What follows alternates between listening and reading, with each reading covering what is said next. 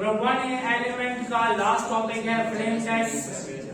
Flame test इस्तेमाल किया जाता है ताकि हम मैटर को आइडेंटिफाई कर सकें।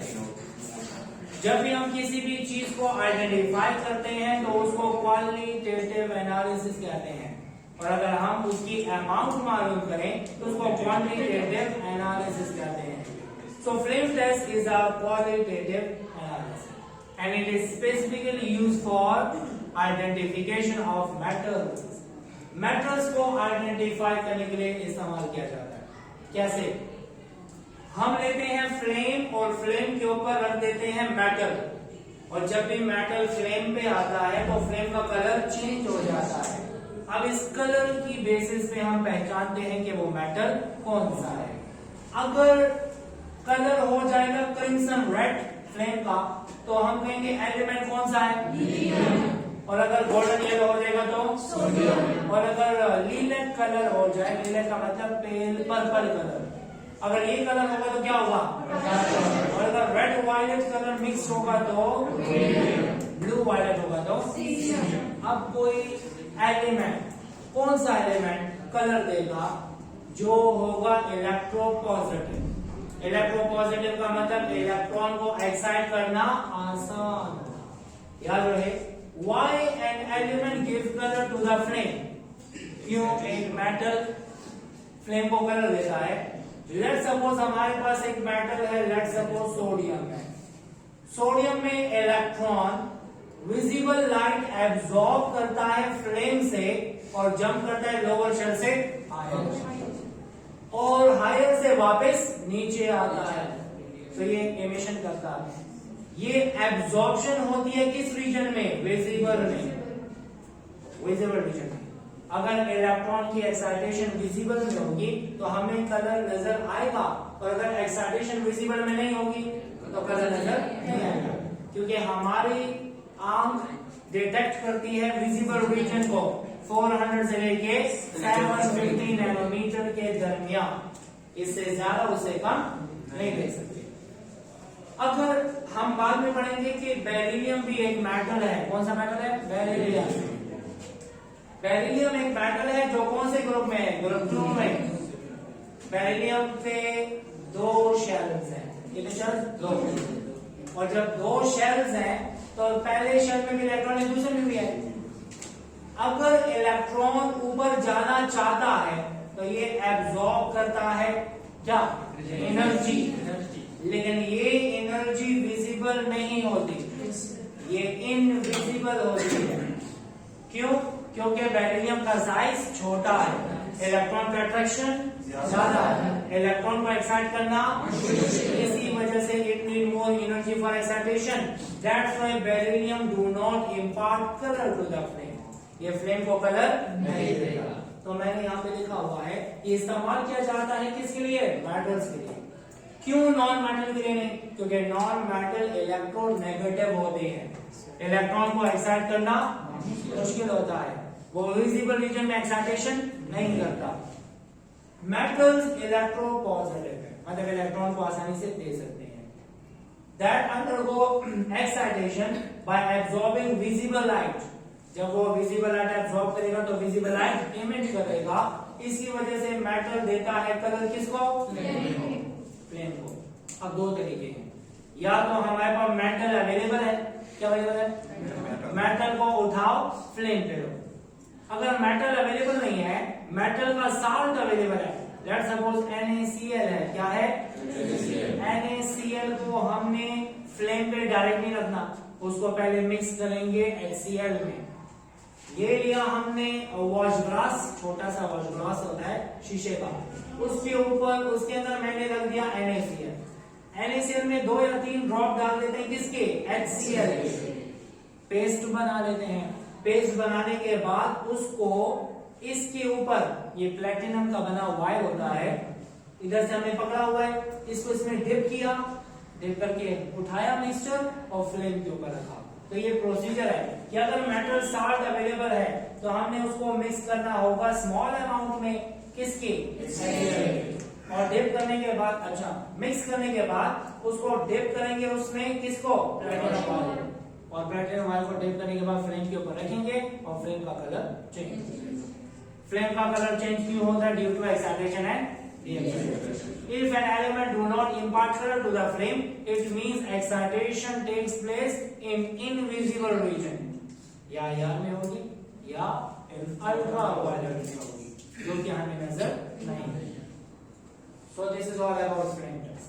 यह से शॉर्ट क्वेश्चन था और ये ग्रुप 1 एलिमेंट यहाँ पे खत्म हो गया। अब आते हैं ग्रुप 2A एलिमेंट्स की तरफ।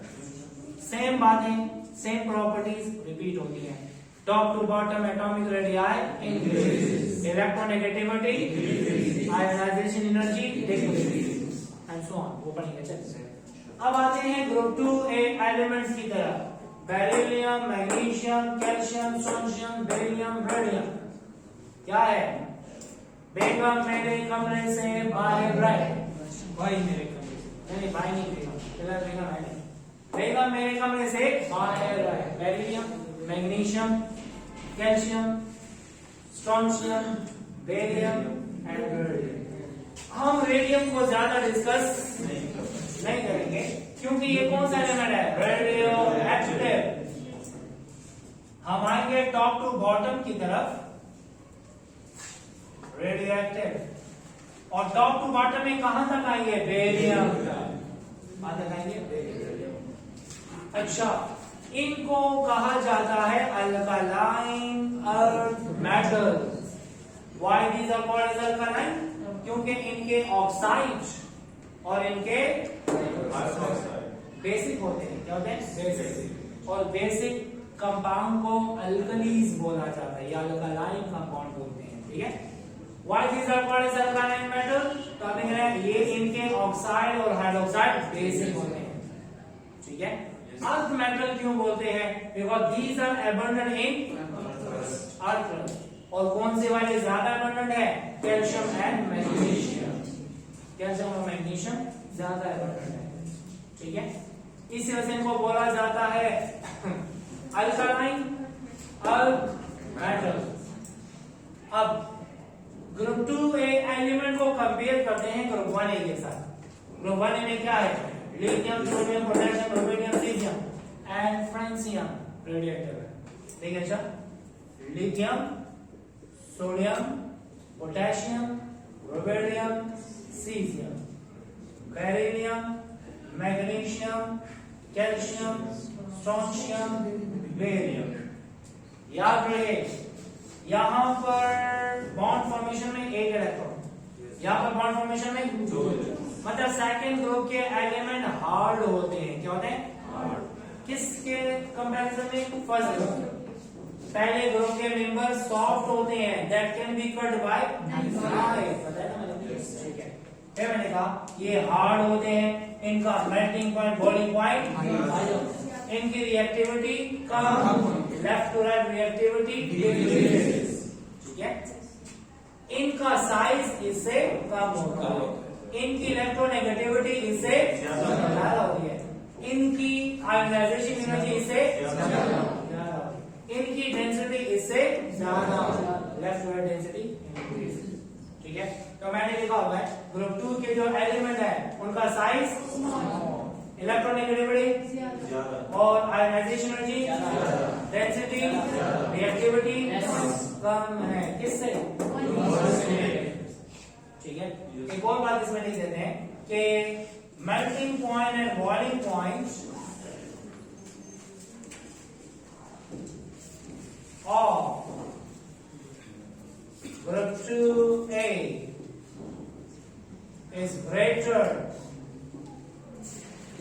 than that of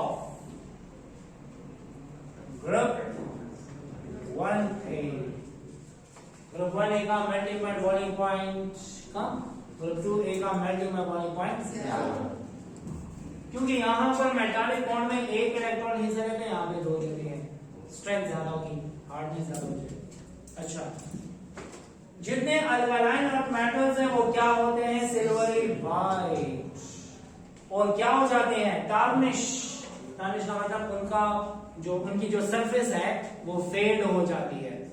मतलब एक मेटल है, असल में वो सिल्वरी व्हाइट होता है। क्या होता है? Silvery white. लेकिन सरफेस पे हो जाती है कोरोजन। क्या हो जाती है? Because metals are more reactive. Metals क्या है? More reactive. सरफेस के एटम रिएक्शन में हिस्सा ले लेंगे, लेकिन बेरिलियम के एटम इतने ज्यादा रिएक्टिव नहीं है। Top to bottom reactivity increases. Top to bottom reactivity, तो बेरिलियम की सरफेस खराब नहीं होती, लेकिन बाकी मेटल्स की सरफेस टार्निश हो जाती है, कलर उसका चेंज हो जाता है, बिकॉज रिएक्टिविटी उनकी ज्यादा होती है। ठीक है, तो मैंने कहा जितने अल्कलाइन और मेटल है उसी में वाइट होते हैं, उनका कलर क्या हो जाता है? फेड हो जाता है। लेकिन किसके बगैर? बेरिलियम एयर के साथ आसानी से रिएक्ट और वाटर के साथ भी रिएक्ट नहीं, even at a very very high temperature. ठीक है, अच्छा ये तो इंट्रोडक्शन हुआ।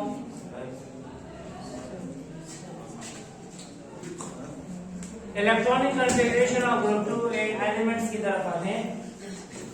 याद रहे ग्रुप 2A एलिमेंट अगर होगा तो आउटर मोशन कोई भी हो सकता है, लेकिन S में 2 electron. NS2 is a general electronic configuration of group 2A element. Beryllium, magnesium, calcium, strontium,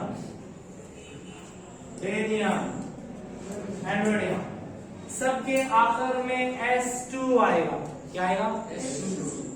What is this N? Outer motion. और आउटर मोशन हमें पीरियड नंबर बताता है। कौन बताता है? अनस। कौन बताता है? Period number. Beryllium belongs to second period, तो आखिर में आएगा 2S2। Magnesium belongs to third period, आता है 3S2।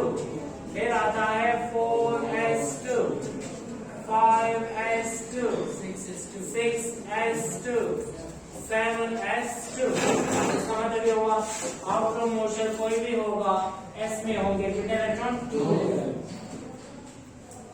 जब हम यहाँ देखें तो हमें ऐसा नजर आ रहा है कि टॉप टू बॉटम एक शेल ज्यादा होगा, तो atomic radii increase.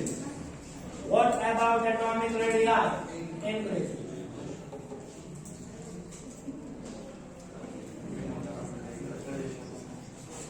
Atomic radii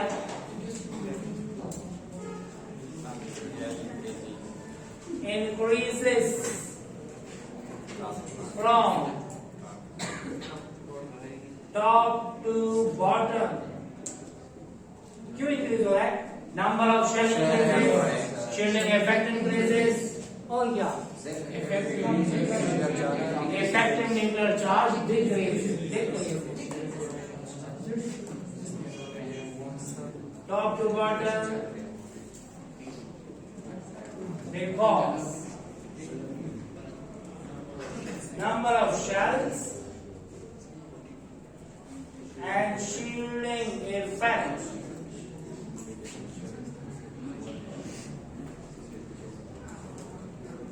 increases while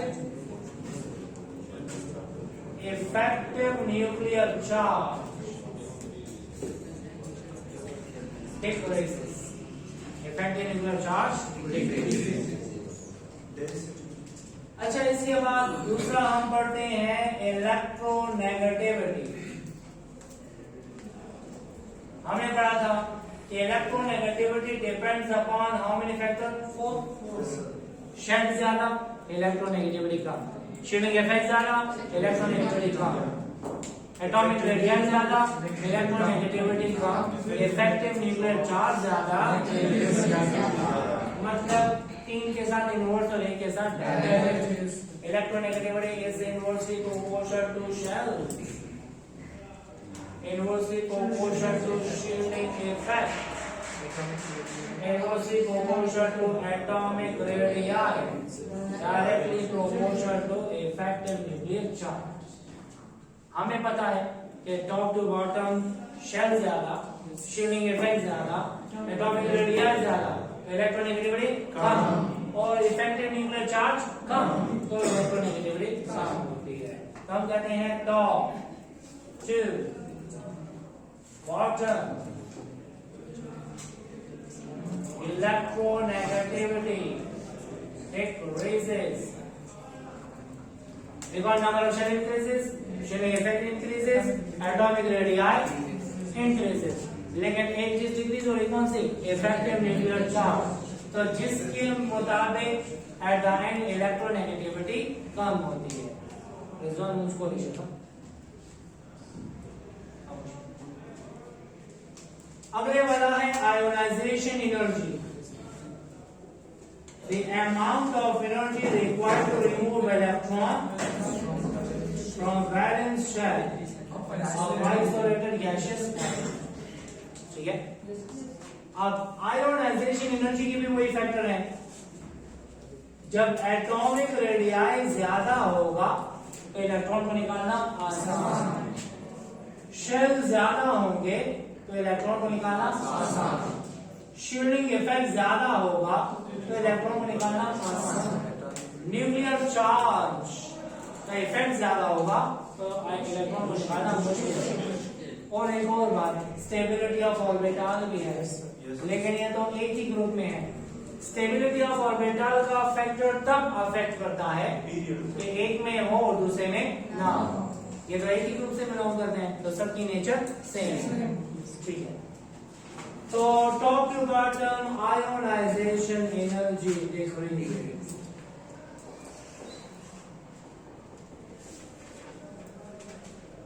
decreases. Why? Because atomic radii, number of shells, shielding effect increases. Why? Effective nuclear charge decreases from top to bottom. तो ये हुआ atomic radii, electronegativity, ionisation. ठीक है, yes sir. इसके बाद हम आते हैं melting point and boiling point. Melting point and boiling point याद रखें। टॉप टू बॉटम जैसे मैं पहले ग्रुप में पढ़ा था कि बेरिलियम से फर्स्ट ग्रुप में क्या था? Lithium, sodium, potassium, rubidium, caesium. Top to bottom metallic bond में एक इलेक्ट्रॉन हिस्सा रहता है, सब में एक ही है। जब साइज बड़ा होगा तो मेटालिक बॉन्ड की स्ट्रेंथ कम, उसको मेल्ट करना, बॉयल करना आसान। तो top to bottom usually decrease होता है, लेकिन सेकंड ग्रुप वाला जो है कोई रेगुलर ट्रेंड शो नहीं करता। इसमें आपने एक दो चीजें काम की याद रख लेनी है। पहले तो मैं यहाँ पे लिख देता हूँ beryllium, magnesium, calcium, strontium, radium, radium तो नहीं, radium. Usually top to bottom melting point and boiling point decreases. आमतौर पे top to bottom melting point, boiling point decrease होता है, ठीक है, क्योंकि मेटालिक बॉन्ड स्ट्रेंथ कम होती है। लेकिन यहां पर रेगुलर ट्रेंड शो नहीं करता, but group 2A elements do not show regular trend.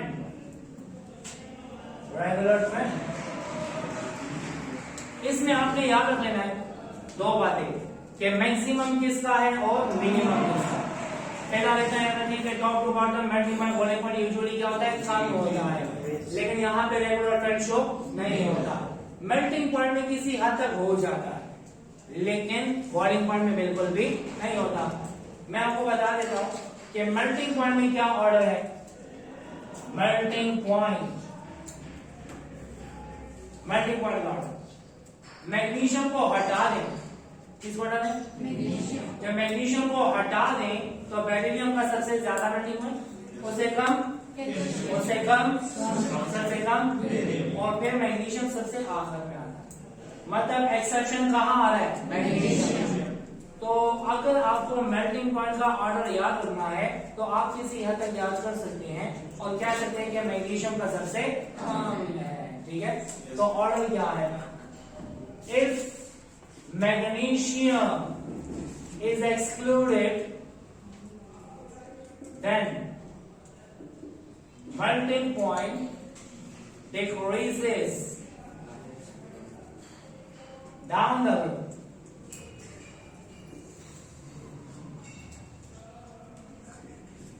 And shows regular trend.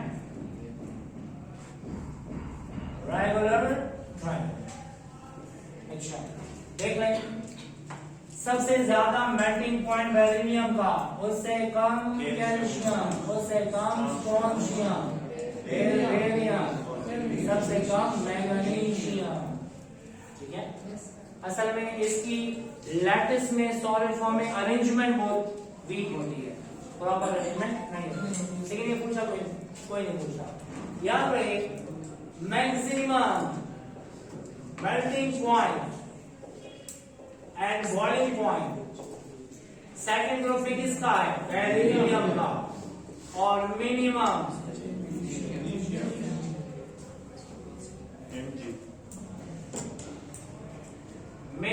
Melting point and boiling point is of magnesium. तो ये बात याद रखिए, top to bottom usually melting point boiling point कम होता है मेटल्स में। किसमें? मेटल्स। हाँ, मेटल में ज्यादा होता है, वो हम पढ़ेंगे इंशाल्लाह। हाइड्रोजन्स में क्या है? F2, Cl2, Br2 and I2. These are halogens. फिर helium, neon, argon, krypton, xenon, radon, these are non-metals. Non-metals का top to bottom melting point boiling point ज्यादा होता है, क्योंकि नॉन मेटल में कोवेलेंट बॉन्ड होता है और कोवेलेंट मॉलिक्यूल में London dispersion and London dispersion forces are affected by molecular size. जितना बड़ा साइज होगा उतना ज्यादा मेल्टिंग पॉइंट बढ़ेगा। तो मेटल्स का melting point boiling point top to bottom कम, लेकिन नॉन मेटल का टॉप टू बॉटम ज्यादा होगा। अगर आपसे बोला जाए क्या हर ग्रुप में टॉप टू बॉटम कम होगा? नहीं, मेटल्स वाले ग्रुप में कम होगा, नॉन मेटल्स में ज्यादा होगा। अच्छा, maximum melting and boiling point is of beryllium and minimum is of magnesium. ठीक है, इसके बाद हम आते हैं रिएक्टिविटी की तरफ।